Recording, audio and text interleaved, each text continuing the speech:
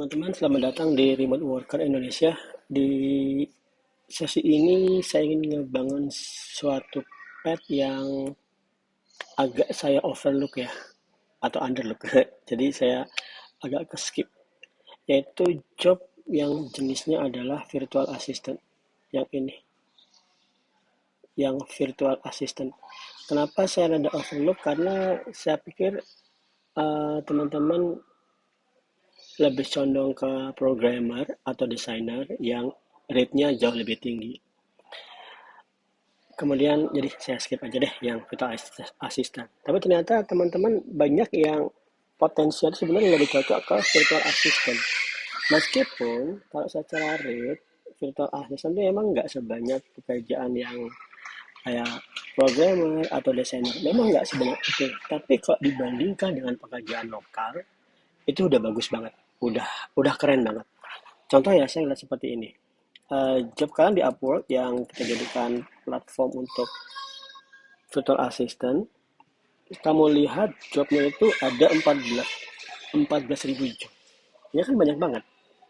Ya kan kemudian kamu lihat job terakhir, bukan yang warna biru interesting job ya, karena itu berarti sudah diiklankan, dia akan muncul terus di atas. Contohnya nih, job terakhir itu ada 10 menit yang lalu.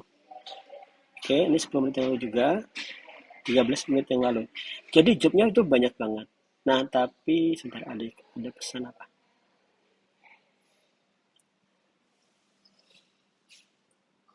Oke. Oh, assessment. Sorry. Skip. Nggak penting. Eh, jadi job yang virtual asistenmu itu, kenapa nggak muncul? Kita cari lagi ulang virtual assistant. Jobnya demandnya banyak, tapi kamu jangan langsung, oh jobnya 14 ribu, jangan. Kenapa? Kamu harus hilangkan dulu yang klien yang belum terverifikasi, supaya peluangmu kena spam berkurang. Oke, kamu lihat ada job, sudah 9 ribu kan, udah berkurang 4 ribuan. Nah, ini udah yang bagus, yang kita sudah menghilangkan potensi kena scam.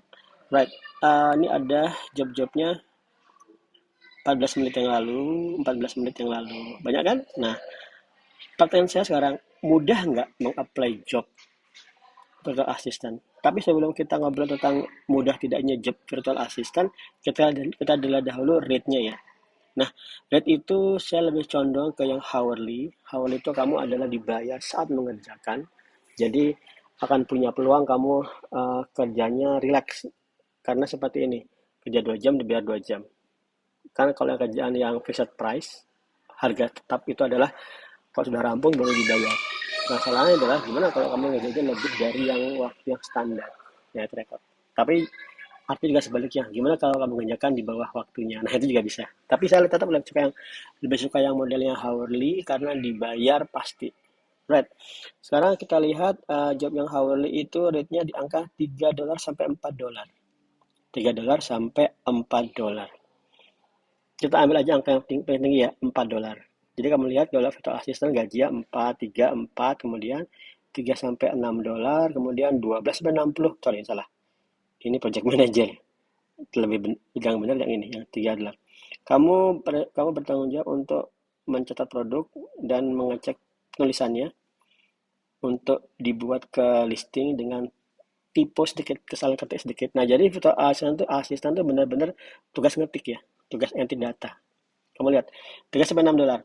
Nah, kita aja pakai aja angka $4 ya. 3, 4, 5, 6, kita pakai aja angka $4. Kerjaan full time, kalau kamu sekarang kantor, itu kamu dihitungnya adalah 160 jam. Sorry, pakai angka aja. 8 jam per hari, dikali 5 hari per minggu, dikali 4 minggu per bulan. Jadi hitungnya adalah 160 jam.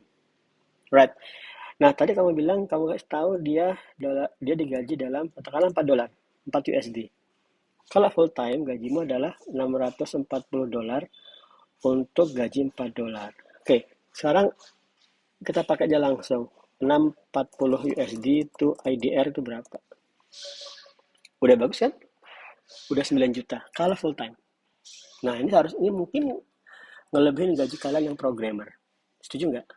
setuju banget. Teman-teman programmer itu gajinya 5 juta full time, berangkat jam pagi, pulang sore, gajinya 5 juta. Nah, virtual assistant di luar negeri via Upwork itu kalau full time 9 juta.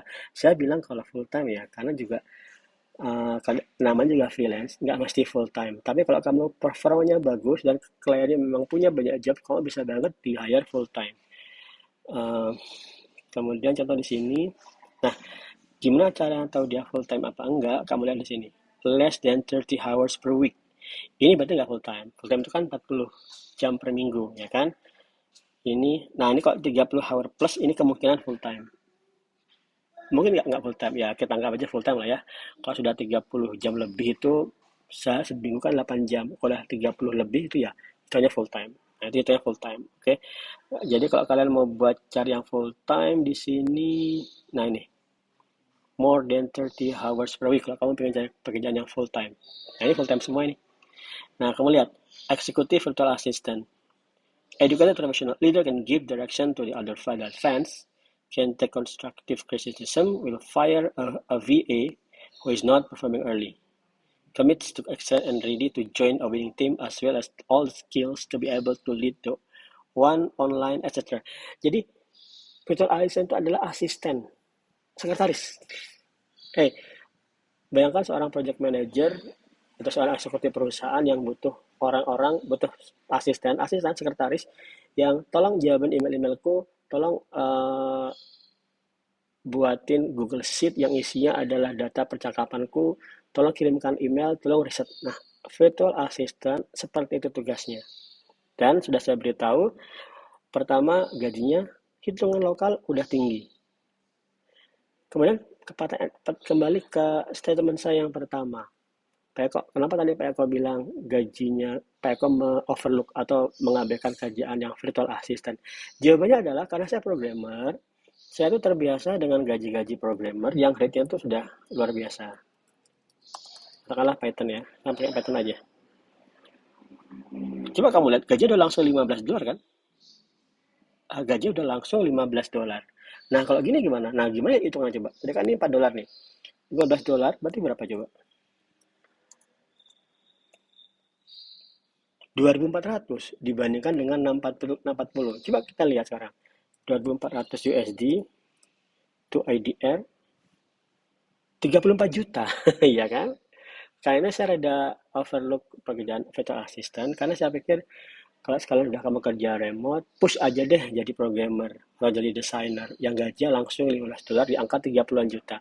Tapi saya tanpa menyadari bahwasanya banyak teman-teman itu, Pak kok nggak apa-apa kok gaji saya minimal sama aja deh sama kerjaan kantor supaya saya bisa di rumah bimbing anak istri atau bimbing jagain anak misalnya, ketimbang saya ngantor ninggalin anak jadi malah nggak asik banget. Ini cocok banget bagi ibu rumah tangga. Menurut saya cocok bagi istri yang sudah punya anak balita dan suami juga ngantor. Nah itu istri akan cocok untuk menjadi virtual assistant. Nah, kamu sudah tahu semua ya. Kamu sudah saya sampaikan potensi virtual assistant.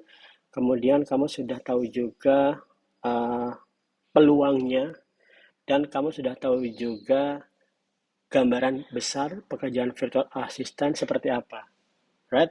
Nah, sekarang saya akan memulai suatu course baru virtual assistant yang tujuannya adalah memberikan kamu dua jalur virtual assistant. Pertama lewat Fiverr, kedua lewat Upwork. Dua hal ini jangan diabaikan. Fiverr itu kita mulai di chapter yang baru aja tentang ini agar kalian tidak kehilangan jejak. Oke, terima kasih.